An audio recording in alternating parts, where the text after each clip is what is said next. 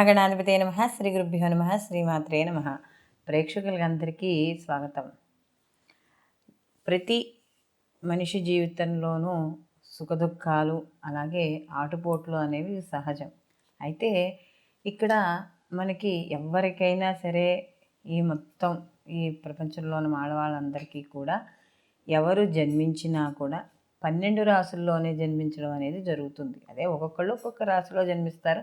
ఎవరు జన్మించినా ఆ 27 నక్షత్రాలు ఆ 12 రాసుల్లోనే జన్మించడం అనేది జరుగుతుంది. అయితే ఇక్కడ ఈ నవగ్రహాలు అనేవి ఏవైతే ఉన్నాయో ఈ నవగ్రహాల యొక్క సంచారము, స్థితి, అలాగే వాటి ఉండే ఉచ్చ నీచ స్థానాలు, అలాగే వాటికి సంబంధించిన యోగాలు, అలాగే వీటికి ఏవైతే జాతక ప్రకారం ఉండి జరుగుతున్న మహర్దశలు, అంతర్దశలు, ప్రత్యంతర్దశలు, వీటిని బట్టి, అలాగే వీటికి మధ్య మధ్యలో గోచారీచ, వక్రీకరణ, అలాగే స్తంభన చెందడం, ఇలా రకరకాల యొక్క గ్రహాల్లో యొక్క మార్పులను బట్టి, అంటే వాటి యొక్క స్థానచలనాలు, వాటి యొక్క వీక్షణలు, వీటి బట్టి వచ్చే మార్పులను బట్టి మనకి జీవితంలో మనకి హెచ్చు తెగ్గులు ఉండడం అనేది జరుగుతుంది. ఒక్కోసారి గ్రహాలు అనుకూలంగా ఉన్నప్పుడు అప్పటి వరకు చాలా బీదరికంలో ఉన్నవాళ్ళు కానీ, కష్టాలు అనుభవిస్తున్న వాళ్ళు కానీ, లేకపోతే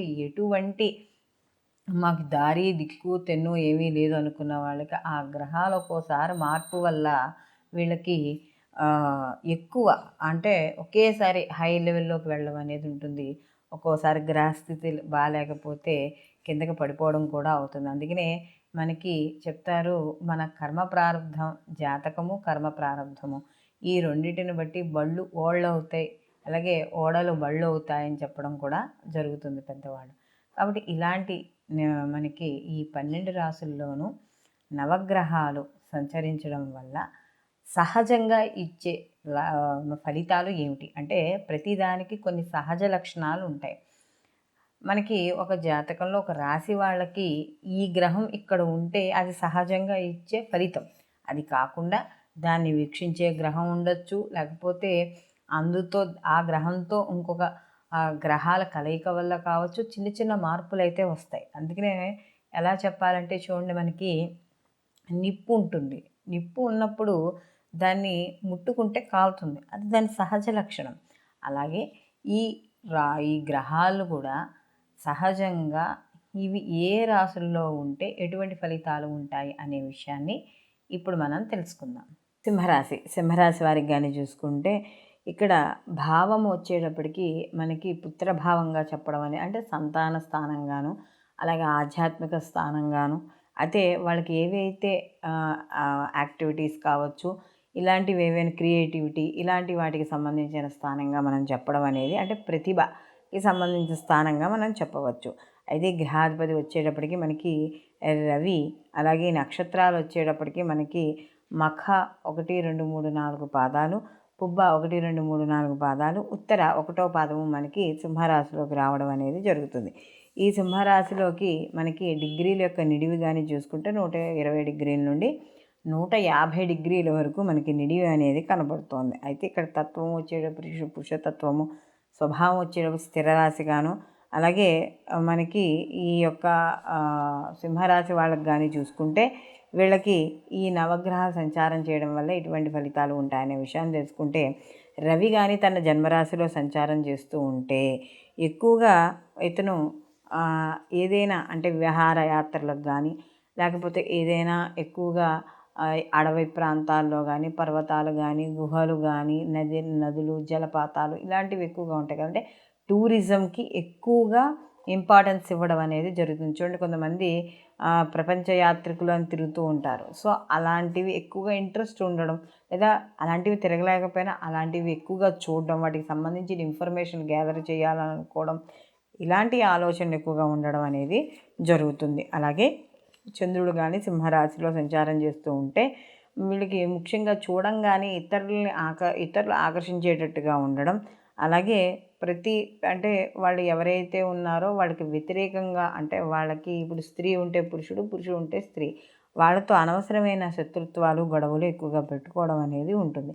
అలా అయితే ఇక్కడ మనకి సింహరాశికి వచ్చేటప్పటికి సింహరాశిలో మనకి సహజంగా కానీ చూసుకుంటే ఇక్కడ రవి అనేటప్పటికి రాజు అనే భావన వస్తుంది. కాబట్టి ఎప్పుడైతే చంద్రుడు అక్కడ ఉంటారో రాణిగా మనం చెప్తాం, ప్రతిదాన్ని కూడా ఒక క్లియర్ కట్గా ఒక ఆ ఐడియాకి రావడం అనేది జరుగుతుంది. ప్రతిదాన్ని కూడా ఒక నిశ్చలమైన బుద్ధితో ముందుకు వెళ్ళడం అనేది జరుగుతుంది. అలాగే కుజుడు కానీ చూసుకుంటే, ఈ కుజుడు సహజంగా మనం ఏం చెప్తామంటే కుజుడు జన్మలో ఉంటే ఇక్కడ మనకి కుజు దోషం ఉందని ఇలా కొన్ని రకాలుగా చెప్పడం అవుతుంది. అయితే అవన్నీ గ్రహాలు అన్ని రాశులకి చెందవని, సింహరాశిలో కానీ కుజుడు ఉంటే అసలు మనకి కుజు దోషం లేనట్టే అని చెప్పడం కూడా జరుగుతుంది. అయితే ఇక్కడ కుజుడు కానీ ఇక్కడ ఉన్నప్పుడు సహజంగా ప్రతి పనిని కూడా చాలా ఓపికతో, సహనంతో, కష్టపడి ధైర్య సాహసాలతో చేయడం అనేది జరుగుతుంది. అలాగే ముఖ్యంగా బంధువులు, మిత్రుల యొక్క సహాయ సహకారాలు పూర్తి స్థాయిలో ఉంటారు. వాళ్ళకి చుట్టూ ఏదైతేనా వాళ్ళ ద్వారా ఆపదలు, ఎవరికైనా ఆపదలు వస్తున్నాయి అంటే ముందు ఉండడం అనేది జరుగుతుంది. అయితే కాస్త మధ్య మధ్యలో ఈ కొన్ని అశ్రద్ధల వల్ల ఆర్థికపరమైన నష్టాలు కూడా చవి చూడడం అనేది జరుగుతుంది. అలాగే వీళ్ళు వంశాభివృద్ధి, పుత్రులను కలిగి ఉండడం, అలాగే వృత్తి ఉద్యోగ వ్యాపారాల్లో కూడా కాస్త మెళకువలు చూస్తూ ఉండడం, ప్రతి పనిని కూడా అంటే వాళ్ళు చేసే దాంట్లో ప్రతి దాంట్లోనూ కూడా కష్టాన్ని కాకుండా కష్టం వచ్చినా కూడా తర్వాత సుఖం వస్తుంది అనే కాన్సెప్ట్తో ముందుకు వెళ్ళడం అనేది జరుగుతుంది. అలాగే బుధుడు కానీ సింహరాశిలో సంచారం చేస్తూ ఉంటే ఇక్కడ కాస్త ఎక్కువగా అక్కర్లేని పేచీలు, గొడవలు, మూర్ఖత్వము ఇలాంటివన్నీ కూడా ఉండడం. ఏ పని చెప్పినా కూడా ప్రతి పనిలోనూ కూడా ఏదో ఒక అంటే ఒక మంచిని ఒక్కటే తీసుకోకుండా చెడును కూడా తీసుకుని దాని మీద వితండవాదనలు వేయడం, ఇలాంటివన్నీ కూడా కనపడుతూ ఉంటాయి. అంటే ప్రతి దాన్ని కూడా ఎదరవాళ్ళు ఏదైనా చెప్తే దాన్ని వద్దు అనడంలో ఫస్ట్ ఉండాలన్నమాట. అలా స్వభావం తయారవ్వడం అనేది ఉంటుంది.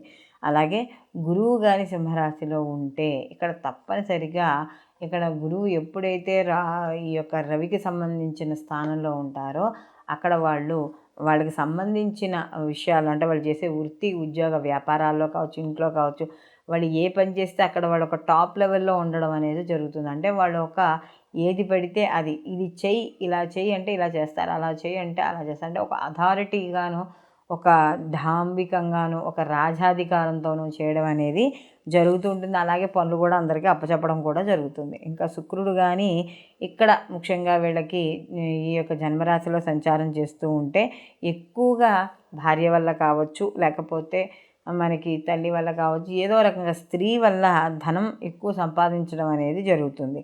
అలాగే సత్సంతానం ఉంటుంది. సంతానపరంగా కూడా అనుకూలత ఏర్పడడం అనేది జరుగుతుంది.